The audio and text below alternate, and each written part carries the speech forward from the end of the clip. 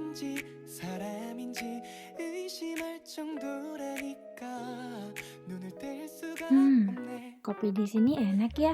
Aku nggak pesen kopi, Mel. Hot chocolate di sini enak banget. Lah aku sih jelas, green tea latte ini mantep pol. Kalian gimana sih? Ini kan coffee shop. Jelas andalanya itu ya kopinya. Pesen kopi dong. Loh, kok ngatur sih?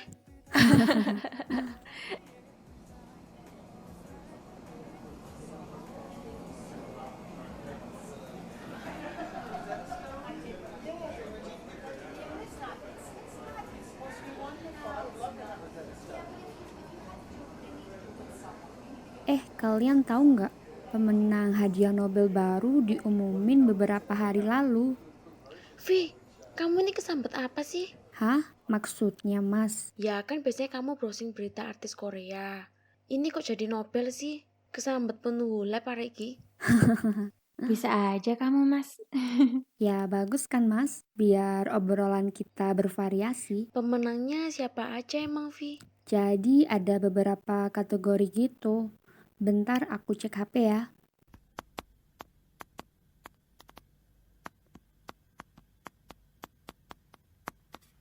Ada beberapa kategori untuk penghargaan Nobel ini, yaitu physics atau fisika, chemistry atau kimia, medicine atau kedokteran, literatur atau sastra, peace atau perdamaian, dan economic science alias ilmu ekonomi.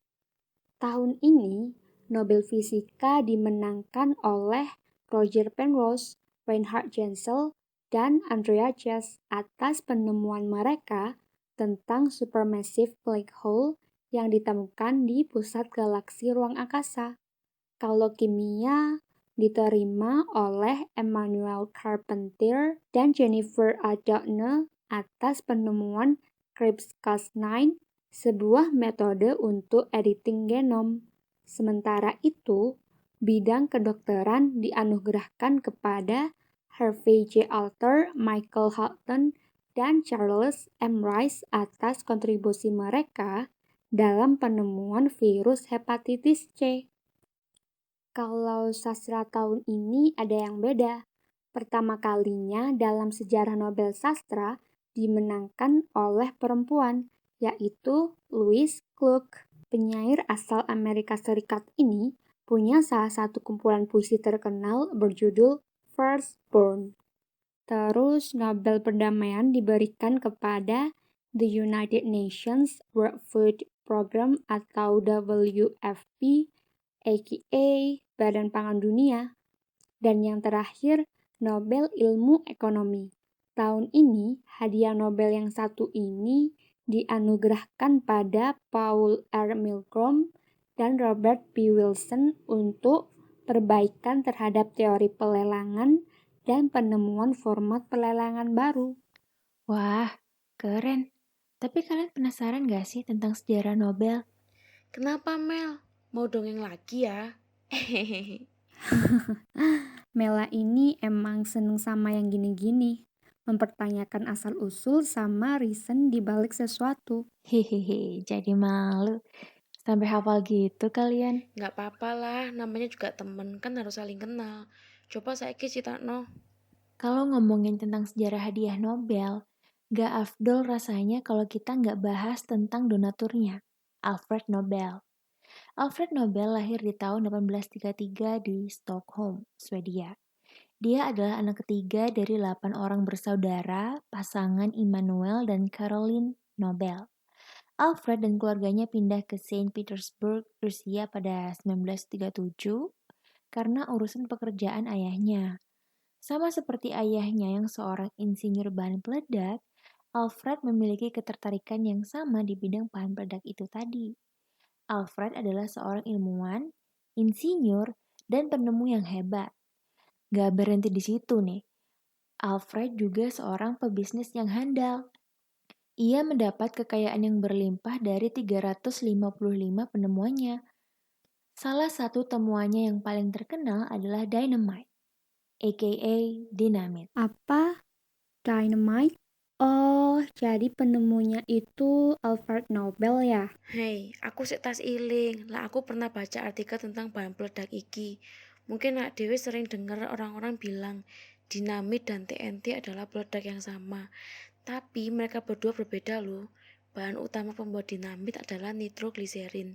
Sementara TNT terbuat dari 2,4,6 trinitrotoluena.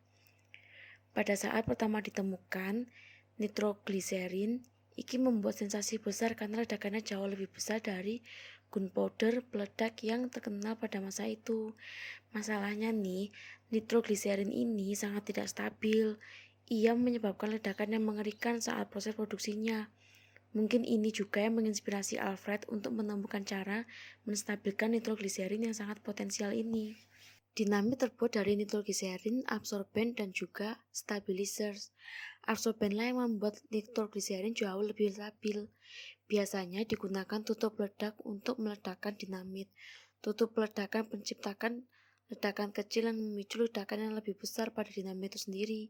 Sebaliknya, TNT itu sulit sekali untuk diledakkan loh. Butuh 30 tahun setelahnya untuk mengetahui potensinya yang dapat digunakan sebagai peledak. Jadi, ojo ngomong TNT kalau sing kamu maksud itu dinamit. Iya ya, bener juga. Tapi tadi cerita Mela belum selesai nggak sih? Oh iya, Mel, lanjutannya gimana? Iya, lanjut nih ya. Ternyata, di balik kesuksesan besar Dynamite, ada sesuatu yang mengganjal di hati Alfred. Pada tahun 1888, Alfred kebingungan nih ketika membaca berita kematiannya sendiri yang dimuat di sebuah surat kabar Prancis.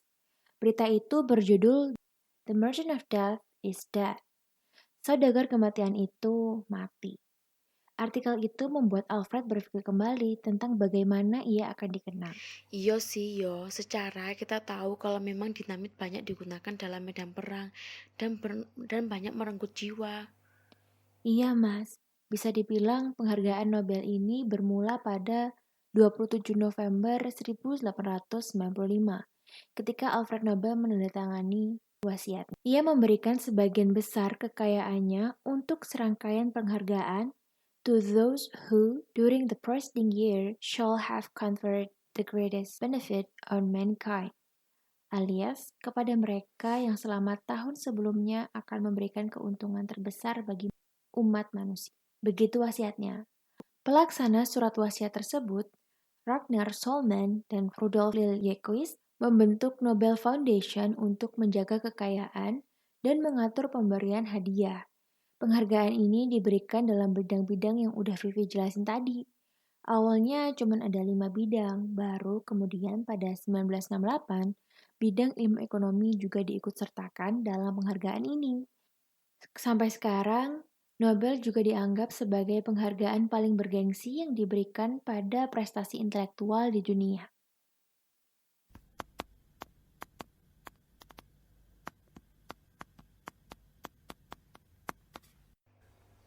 Aku cek nang website penghargaan Nobel, nobelprize.org, dari 1900 sampai 2020 penghargaan Nobel wis dianugerahkan sebanyak 603 kali pada 962 orang dan juga organisasi. Karena ada beberapa yang nerima lebih dari satu kali.